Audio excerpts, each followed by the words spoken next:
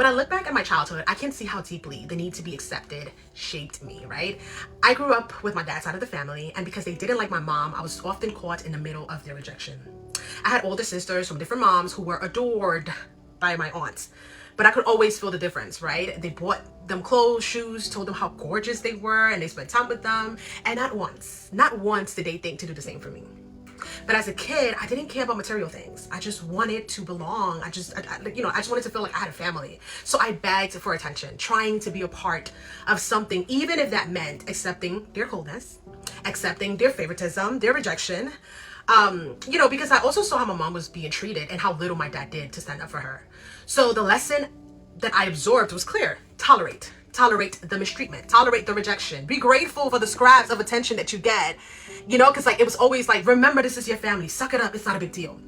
And as I got older, I started seeing the reality of what was happening, but I didn't know how to stop seeking approval, right? So when my family and I started going to this church as a teen, I thought I finally found a place that I belong. But deep down, I was terrified of losing that love, that approval. So I molded myself to fit the expectations. I became who they wanted me to be. I judged who they judged. I hated who they hated. I fixed my hair to their liking. I wore clothes that they approve of. I said yes to everything. Easy to work with, right? So that they wouldn't have any complaints, anything to say about me. I stayed silent when I should have spoken up. I allowed things to happen that I should have never have allowed, right? All because I was going to do everything in my power to belong and not get rejected.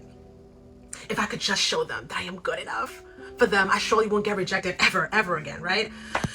And I didn't realize then that I was becoming a people pleaser out of fear of being alone, out of fear of not being good enough.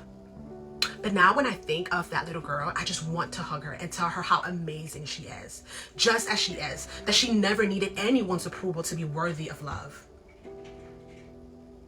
You never needed their approval, and you don't need it now either.